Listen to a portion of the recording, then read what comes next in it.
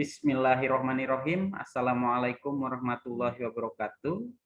Terima kasih yang sudah menonton video ini. Perkenalkan, nama saya Rikza Faujan dari jurusan Pendidikan Sejarah Universitas Sultan Agung Tirtayasa. Tugas ini dibuat, atau video ini lebih tepatnya dibuat, dalam upaya memenuhi salah satu tugas dari Bapak Dr. Syihabuddin berkenaan dengan materi pengembangan bahan ajar yang disampaikan oleh beliau pada kegiatan pekerti yang diselenggarakan oleh LP3M Untirta tahun 2021. Baik, tanpa berlama-lama lagi, saya bagikan share screen seputar materi yang akan saya review mengenai pengembangan bahan ajar. Jadi memang pengembangan bahan ajar ini harus kita kaji terlebih dahulu ya, mengapa sebegitu pentingnya pengembangan bahan ajar ini dalam proses atau mencapai tujuan-tujuan pembelajaran.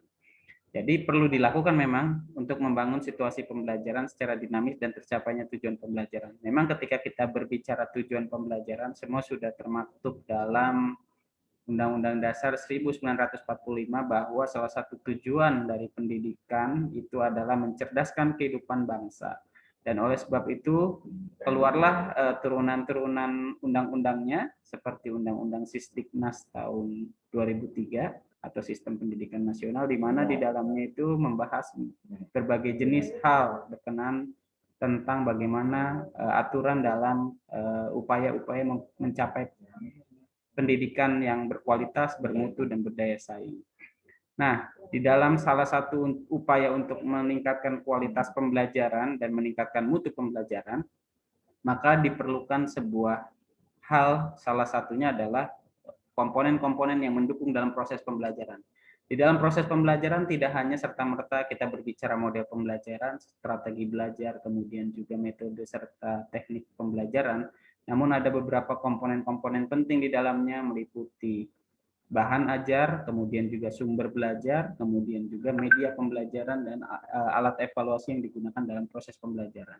Nah, instrumen yang berperan penting dalam mencapai tujuan pendidikan atau tujuan dalam proses pembelajaran itu sendiri adalah bagaimana bahan ajar itu mampu dikembangkan dengan baik, kemudian mampu bisa berkontribusi dalam mencapai tujuan pembelajaran, upayanya dalam proses pembelajaran di kelas.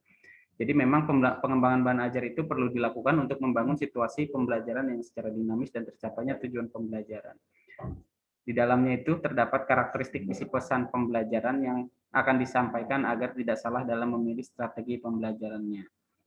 Kenapa karakteristik isi pesan pembelajaran disampaikan itu penting juga? Karena memang itu bagian dari konten yang harus dikembangkan dalam proses penyusunan bahan ajar.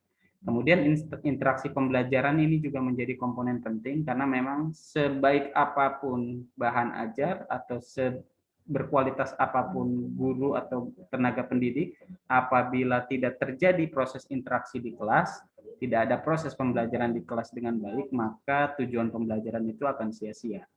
Pemilihan bahan ajar pembelajaran dan media pembelajaran dan alat evaluasi yang digunakan ini juga menjadi komponen penting dalam proses pengembangan bahan ajar itu sendiri. Karena bahan ajar tidak melulu berisi tentang materi, namun di dalamnya harus mencantumkan bagaimana evaluasi yang digunakan oleh guru dalam proses pembelajaran di kelas.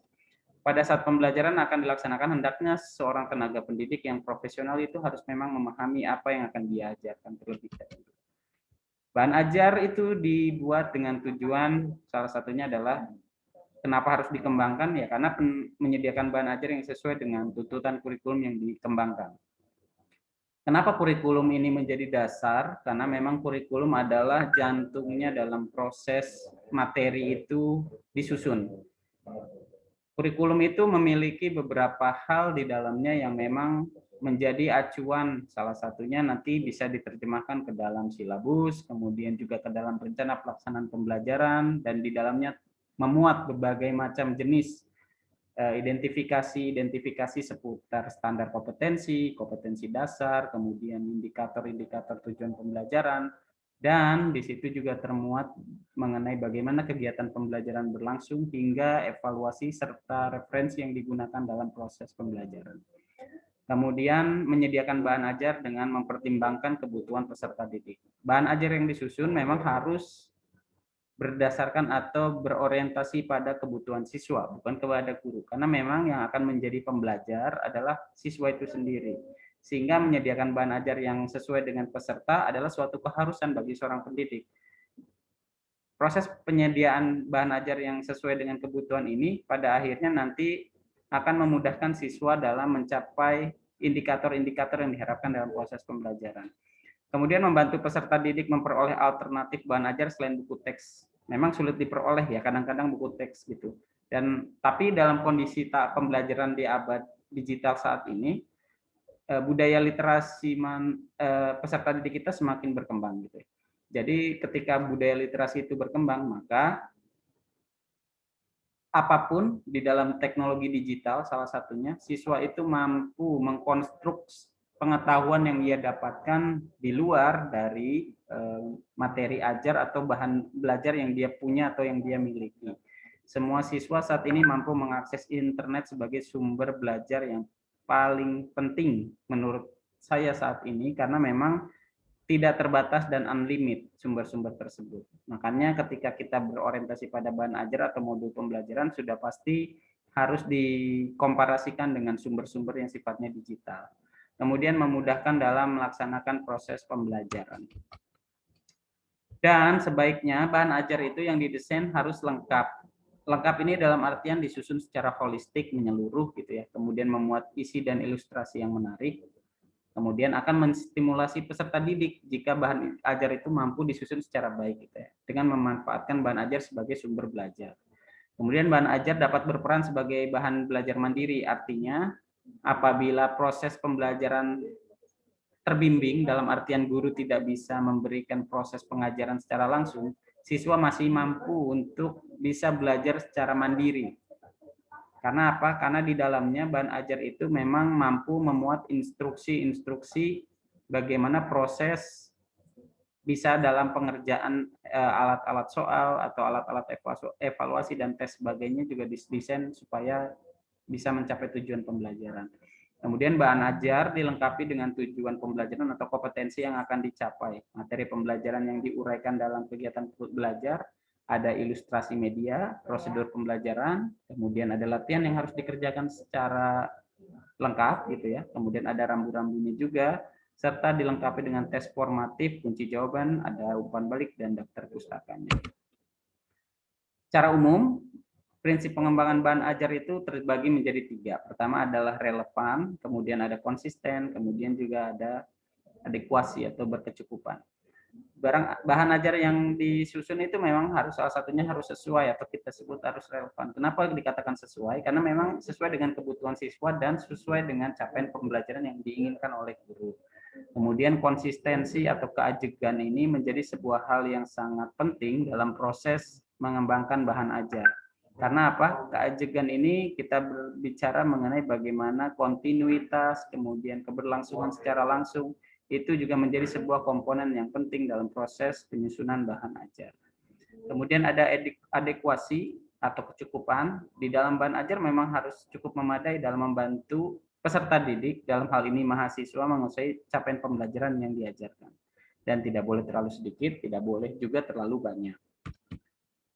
Langkah pemilihan selanjutnya dalam proses pengembangan bahan ajar itu, pertama identifikasi capaian pembelajaran yang menjadi acuan atau rujukan pemilihan bahan ajar, kemudian mengidentifikasi jenis-jenis materi bahan ajar, kemudian memilih bahan ajar yang relevan dengan capaian pembelajaran yang telah teridentifikasi, dan memilih sumber bahan ajar.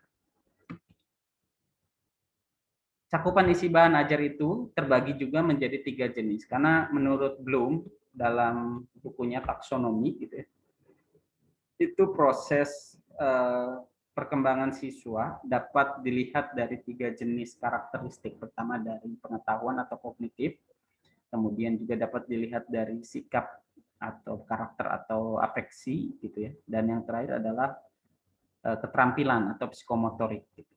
Ketika berbicara pengetahuan, di dalamnya memuat komponen fakta-fakta yang diuraikan di dalam bahan ajar itu. Kemudian konsep-konsep juga menjadi hal yang sangat penting, karena konsep ini bagian pemahaman yang cukup abstrak, sehingga perlu dijelaskan secara terdefinisi dengan baik sehingga mampu dipahami oleh siswa konsep-konsep yang menurut mereka susah untuk dipahami. Kemudian prinsip di dalamnya itu ada penerapan dalil, hukum, rumus, dan teori. Itu juga harus diuraikan sebagai bentuk bangun besar gitu ya dalam sebuah hasanah ilmu, dan itu harus termaktub di dalam bahan ajar yang dikembangkan. Kemudian ada prosedur atau langkah-langkah yang digunakan dalam proses pengajaran dan itu harus tersusun secara runut. Langkah-langkah tersebut harus diuraikan bagaimana capaian yang diharapkan siswa dari tahap 1 menuju tahap-tahap selanjutnya. Kemudian cakupan hisi yang berikutnya adalah keterampilan. Di dalam bahan ajar itu kemampuan mengembangkan ide itu adalah bagian yang cukup penting. Mengapa? Karena memang ide itu tidak terbatas dan ide itu harus dikembangkan oleh siswa sebagai sebuah pengalaman belajar. Ide-ide itu harus bisa dikembangkan dengan baik gitu.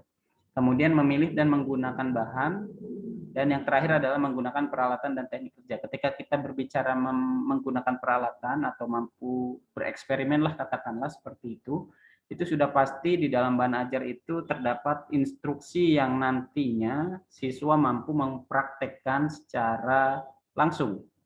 Ya, artinya di dalam bahan ajar itu memang yang tadi saya katakan itu sangat mampu untuk mendukung proses pembelajaran secara mandiri. Gitu.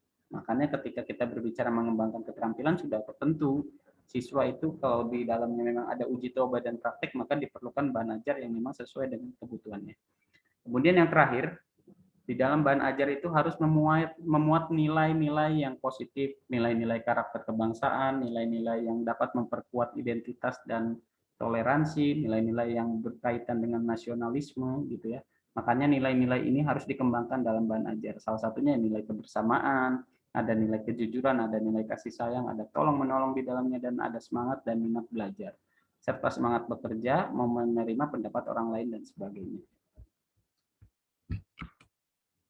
Oke, ketika kita lanjutkan, jadi ruang lingkupnya itu ada yang secara luas, kemudian ada secara in-depth atau kita sebutnya lebih mendalam gitu. Kenapa kita bagi di dalam proses pengembangan bahan ajar itu ada yang bersifat luas. Luas di sini maksudnya adalah bagaimana mengembangkan bahan ajar itu memuat dari materi yang dimasukkan dalam suatu bahan ajar dalam kompleksitas dan keberagaman yang cukup banyak. Karena memang biasanya ini termuat dalam sebuah kurikulum ya. Karena bahan ajar itu kan disusun juga dasar acuannya adalah kurikulum yang dikembangkan. Apabila pembelajaran itu atau bahan ajar itu disusun per satu semester, maka yang berlaku di dalam bahan ajar tersebut adalah satu semester gitu. Kemudian ada kedalaman atau in-depth. Kalau kita sebut proses ini yang memang harus detail dijelaskan di dalam bahan ajar. Karena konsep-konsep yang dipelajari juga harus dikuasai oleh siswa ya, seperti itu. Dan urutan bahan ajar itu atau sequence-nya gitu ya, mengikuti dari pendekatan prosedural terlebih dahulu, artinya secara runut, sistematis gitu ya. Kemudian yang terakhir adalah pendekatan hierarkis, dimulai dari yang paling mudah, karena proses pembelajaran itu kan tidak langsung serta-merta menuju tahap yang kompleks ya, tapi dimulai dari tahap yang paling sederhana sekali gitu ya menuju tahap yang paling kompleks. Dan teknik penyusunan buku ajar atau buku daras itu kalau kita sebut memang banyak jenis ya, jenis buku ajar itu. Tapi di situ ada beberapa hal yang bisa saya utarakan bahwa buku ajar atau buku daras adalah buku teks yang digunakan sebagai standar pada mata kuliah atau pelajaran tertentu. Kemudian karakteristik buku ajar itu di dalamnya yang memuat sumber materi ajar, ada referensi baku mata kuliah atau pelajaran tertentu, kemudian disusun secara sistematis dan sederhana, dan di dalam terdapat petunjuk pembelajaran. Baik, mungkin komponen-komponen tentang pembelajaran sudah bisa saya sampaikan minimalnya sedikit ya tentang bagaimana proses pengembangan bahan ajar itu sendiri. Dan diharapkan melalui video ini mampu memberikan sedikit kontribusi bagaimana pemahaman kita seputar pendidikan. Di dalamnya itu yang kita bahas adalah tentang komponen bahan ajar atau pengembangan bahan ajar. Sebagai kesimpulan juga bahwa tidak ada pembelajaran yang sempurna apabila di dalamnya itu tidak dibuat atau tidak disetting untuk mendekati kesempurnaan itu sendiri.